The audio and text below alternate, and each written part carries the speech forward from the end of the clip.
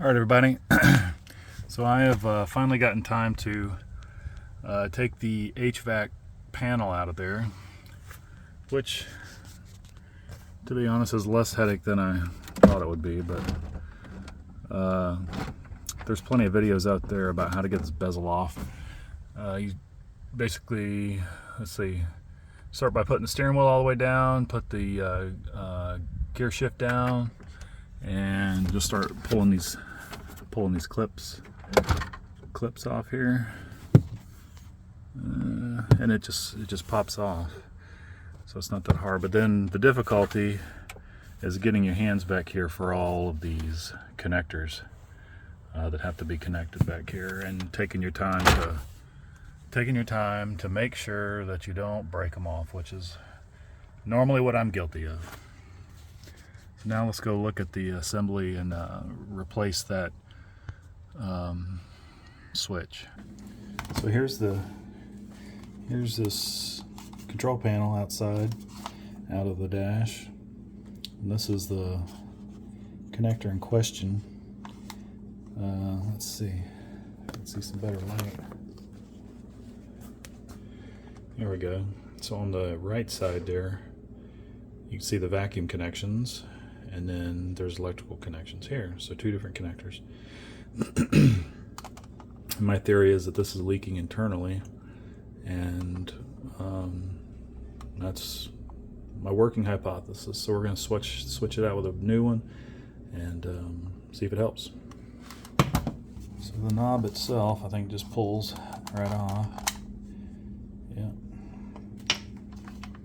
Then on the back, I have to put a screwdriver in there and a screwdriver in there at the same time, and this should just pop right out.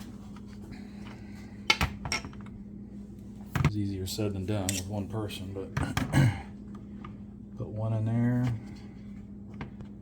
hold it with my hip, second one in here, and there we go.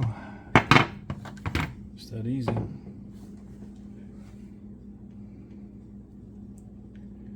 Alright, set that aside. There's a new one. I suppose I could hook this up and test it without reassembling everything. Now I'm just going to go for it.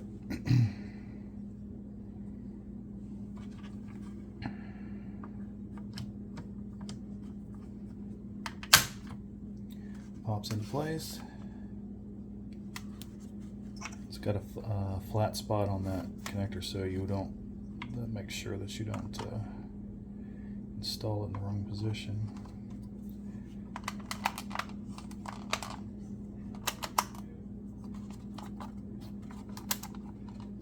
All right, I'm gonna take a little time and clean this up while I got it out.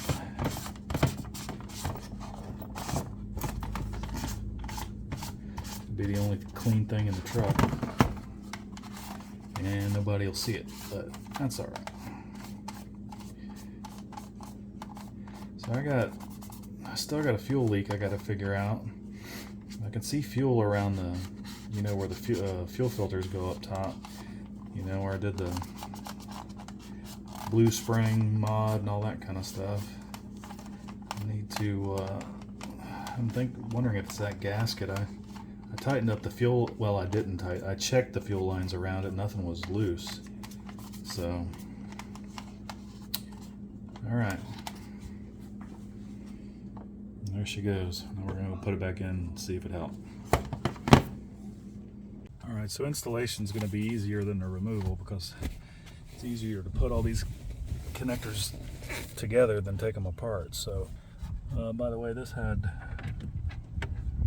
four little screws. They are 7/32, and they go in these positions. So I gotta get those started.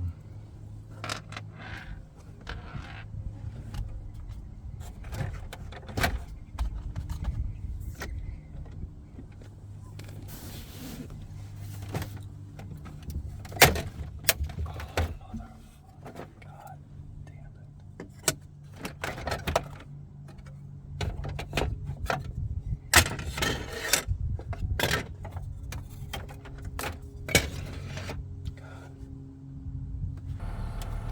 Alright, so I just broke the bezel, so that's lovely.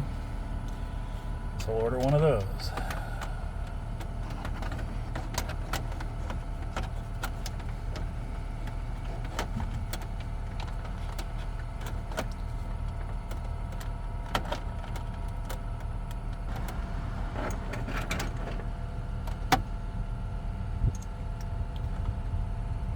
Oh, this truck.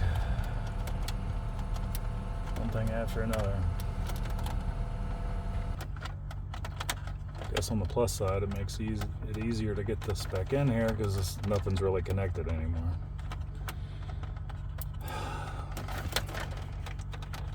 It's really aggravating.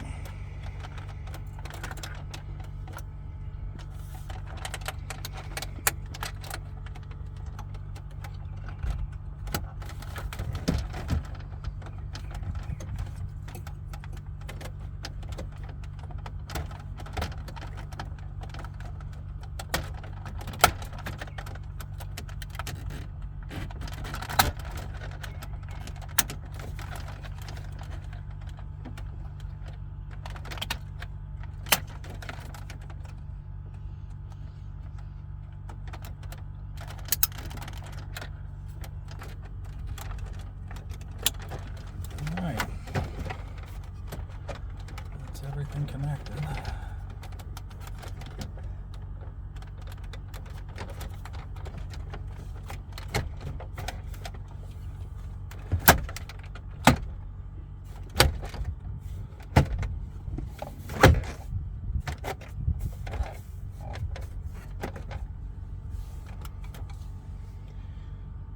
And I can hear the vacuum pump running, so let's see if it'll shut off now.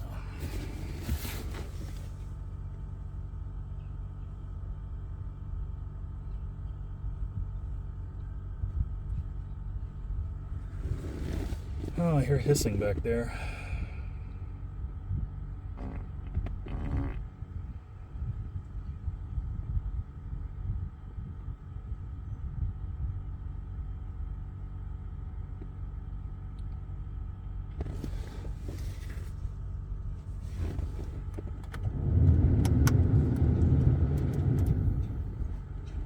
That works.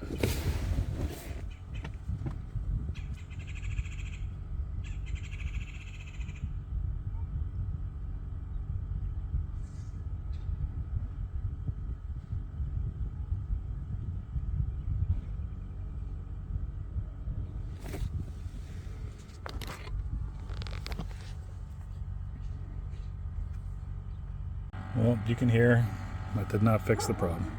And I'm really frustrated. That means it's in that harness somewhere.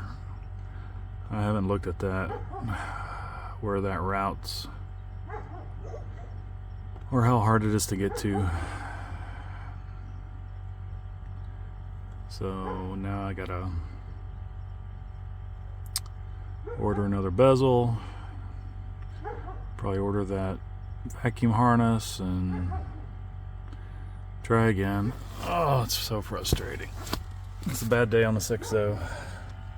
It's really frustrating because I got a motor that runs like a top, and now I'm just having to deal with all these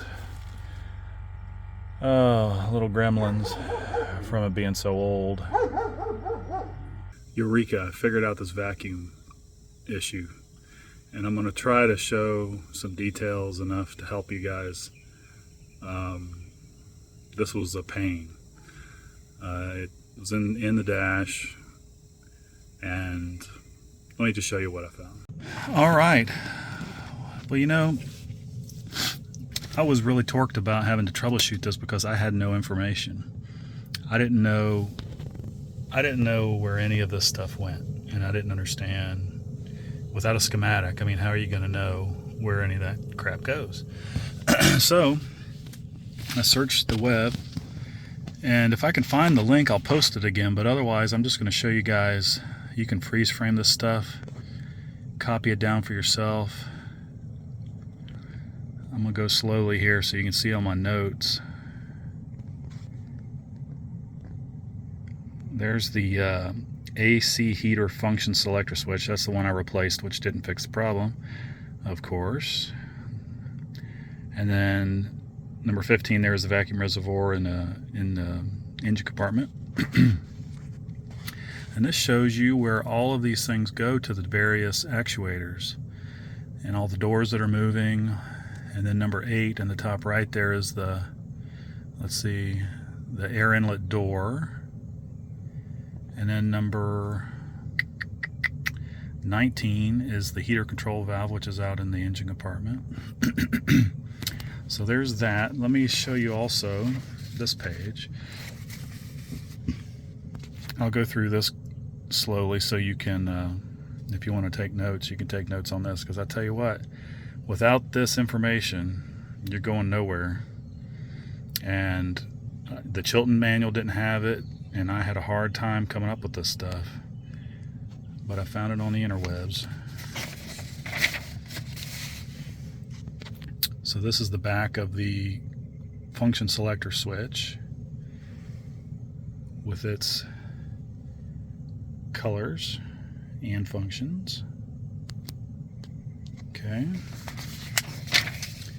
But here is maybe the best tool that I had. This application chart shows you when vacuum is applied and when it's not, based on the position of the selector switch.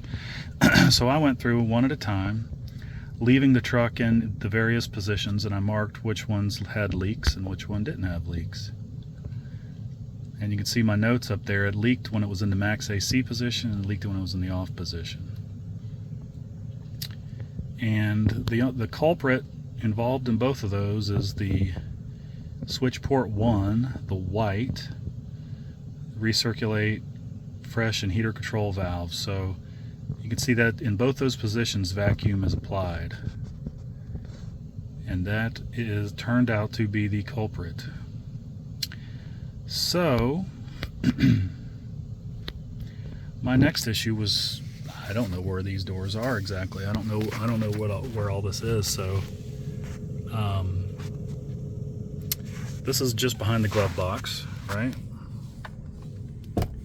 There's glove box. You just push these in to get behind the glove box. And then you see these. This has the white wire.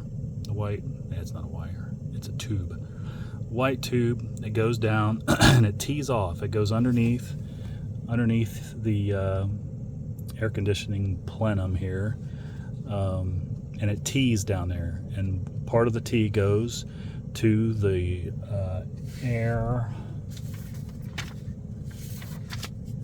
It goes to the motor air inlet door, and then the other part of the T goes to the heater control valve. So I got in here, and I've just put this back in. Let me undo them. So I put in a patch cable here. This is mine. Here, this white one was in the place of this, same as on this side. So this is the white tube. This black one is my patch cable that I put in, because I wanted to verify if this cable was bad. I keep calling them cables or tubes. So this black one goes out to the source outside, out in the engine compartment. I already verified that early on, that I could pull this, put my thumb over it, and that everything in the engine compartment was fine. Well, from the source, I should say. So this is coming from the switch, the white, and this is going to control the air, I want to call it the right thing, air inlet door and the heater control valve.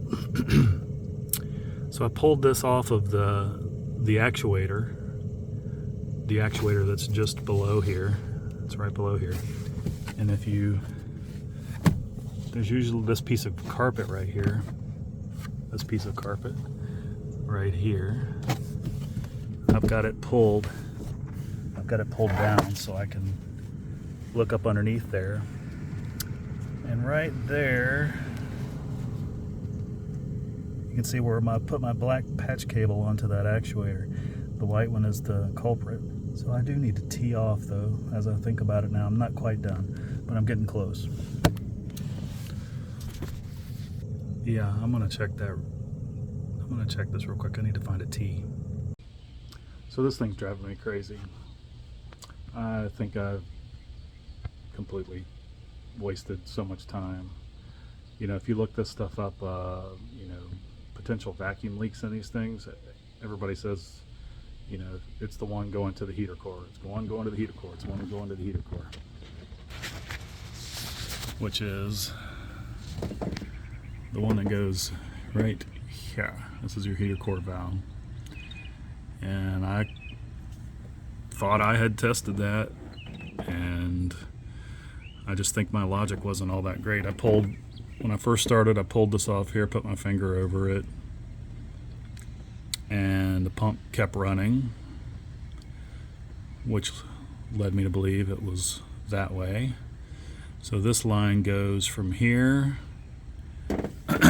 back over the top of the air conditioner stuff, down into the abyss, into the cab, and that's what goes to that T. And so in the last portion there, I had put my jumper wire in there and ran it to the recirculating door, and that was it. I didn't tee it off coming back into the, I hadn't gotten to that point yet of teeing it off coming back into the engine compartment. So everything, it worked fine, except that I didn't have a line coming back into here, and that, my friends, is the problem. So I started out today hoping that maybe I could get to where I had some good wire. God, I keep calling it wire, it's tubing. This was the connector. This was the connector that was on it, and I thought, oh my gosh, you know, maybe that was just leaking. And then it was not, and I kept cutting back. I kept cutting this tube back. You know, this is ultimately the one I'm going to end up having to replace.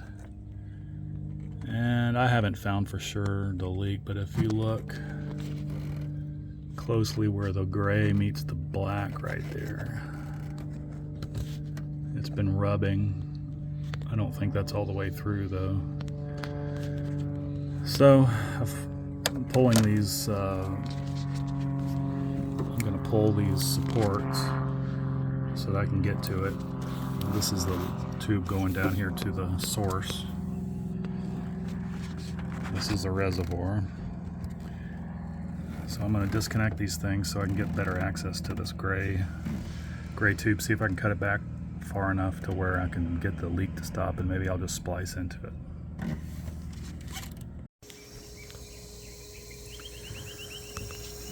Okay, this is the sign of just, this is the voice of someone who's just sick of it. So I'm not claiming any victory here, but I took this back, I cut this gray one back to the point of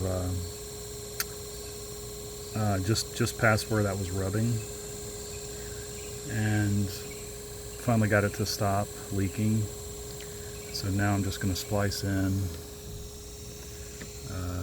a new piece, route it properly. So now it's connected to the heater core valve. Everything's on, the fan's blowing on low, and the vacuum pump's not on, so it's all sealed. And I actually watch the valve actuate back here, and you can watch the valve go in and out when it actuates. So, you know, you should trust the other videos that say, you know, it's probably going to be in the engine compartment, just because, you know, there's a few heat sources, you know, turbo, all the this whole thing's hot. Freaking diesel, it's all hot. And then it was rubbing back here, so everything has to be routed good.